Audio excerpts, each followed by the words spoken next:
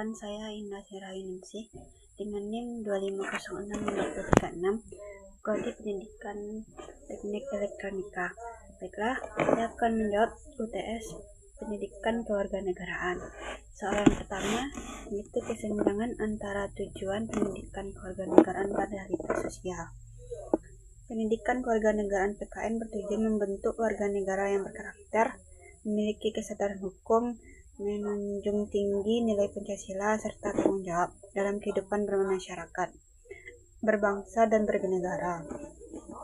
Secara ideal, pendidikan ini dihadapkan mampu menanam sikap toleransi, persatuan dan cinta tanah air dan penghormatan terhadap keberagaman.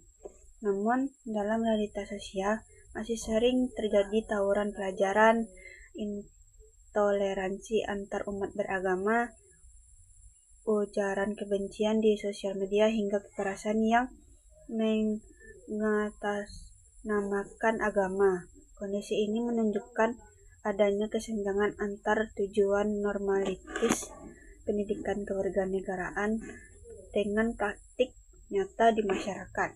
Secara analisis, kesenjangan ini dapat disebabkan oleh beberapa faktor. Yang pertama, pembelajaran PKN seringkali lebih menekankan aspek kognitif atau teori yang dibandingkan internalisasi nilai dalam kehidupan sehari-hari. Kedua, pengaruh media sosial yang tidak diimbangi dengan literasi digital menyebabkan masyarakat mudah terprovokasi oleh informasi yang tidak benar. Ketiga, kurangnya keteladanan dari tokoh publik atau pemimpin yang seharusnya menjadi contoh dalam menjunjung nilai persatuan. Keempat, lemahnya kontrol sosial di lingkungan keluarga dan masyarakat. Contoh konkret dalam terdapat dilihat dari maraknya kasus tawuran pembelajaran di berbagai kota besar yang menunjukkan rendahnya penghayatan terhadap nilai persatuan dan kemanusiaan. Sebagai solusi, diperlukan penguatan pendidikan karakter berbasis praktik, meningkatkan literasi digital, keteladanan pemimpin, serta peran aktif keluarga dan masyarakat dalam membentuk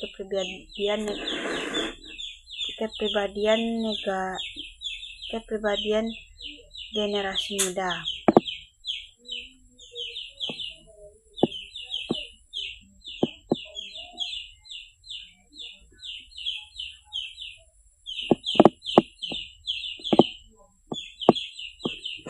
Jawaban yang kedua yaitu perbedaan pandangan publik dan elit politik dalam demokrasi.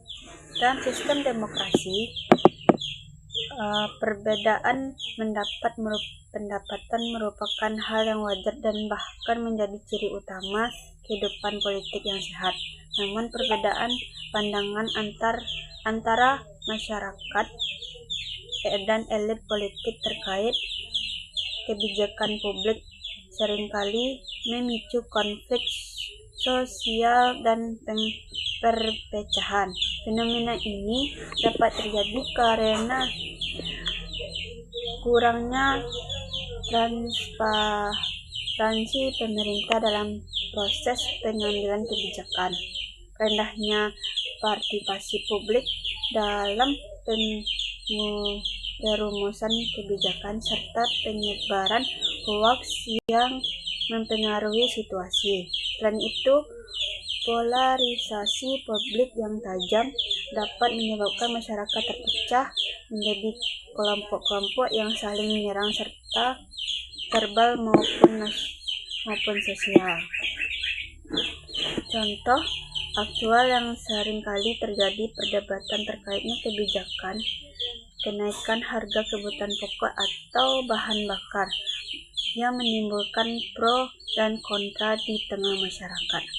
Dalam situasi seperti ini, warga negara seharusnya menunjukkan sikap nasionalisme, patriotisme, dan cara mengedepankan musyawarah, menghormati perbedaan pendapat, serta menyampaikan kritik secara santun dan konstruktif. Nasionalisme tidak berarti selalu setuju dengan pemerintah, tetapi tetap menjaga persatuan dan kesatuan dan pentingnya bangsa di atas kepentingan pribadi atau kelompok.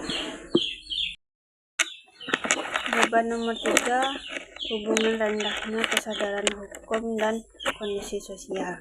Kesadaran hukum merupakan kesadaran individu untuk mematuhi peraturan tanpa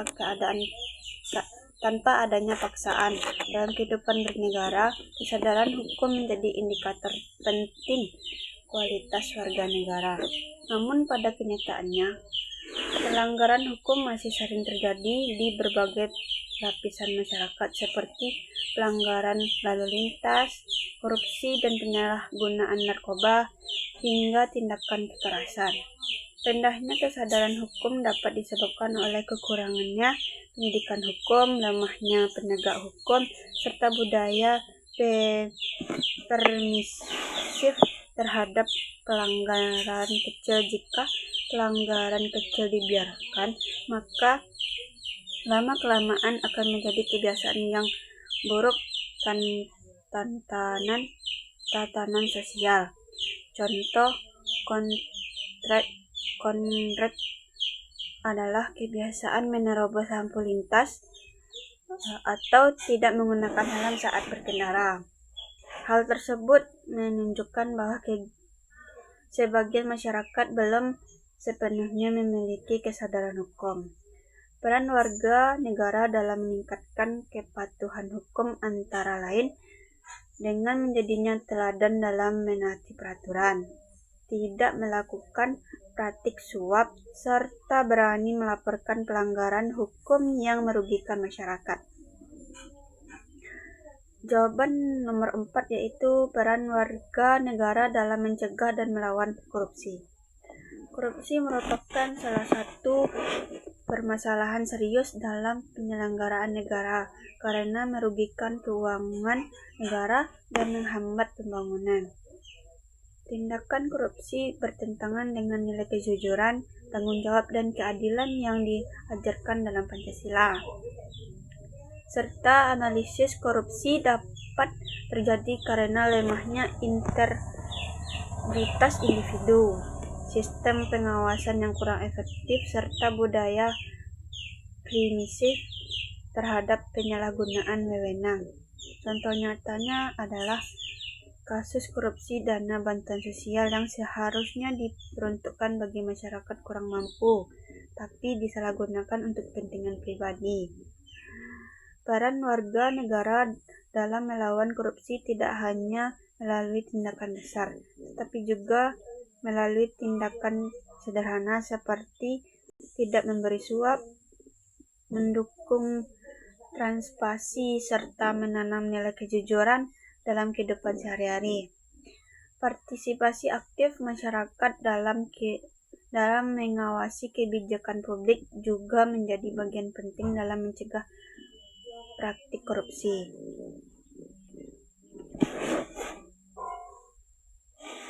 Baiklah, jawaban nomor 5 yaitu hubungan perlindungan HAM dan keutuhan NKRI.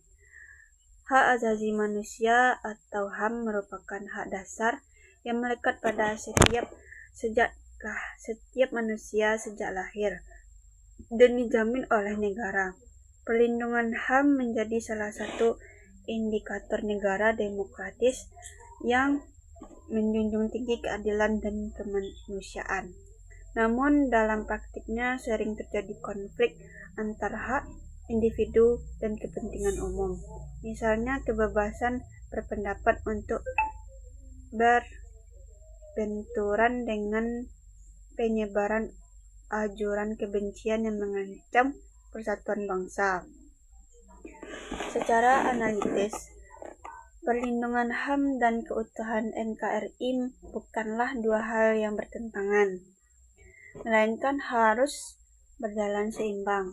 Kebebasan harus disertai tanggung jawab serta warga negara berhak menyampaikan pendapat, tetapi tidak harus menghormati hak orang lain dan menjaga ketertiban umum.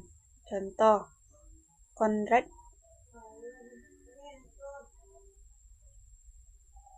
adalah penggunaan media sosial. Warga negara memiliki hak untuk berpendapat, tetapi tidak boleh menyebarkan informasi palsu dan provokasi yang dapat mencegah belah masyarakat. Dengan demikian, sikap yang seharusnya dimiliki warga negara adalah bijak dalam menggunakan hak, menghormati perbedaan, dan serta mengutamakan persatuan dan kesatuan bangsa di atas kepentingan pribadi.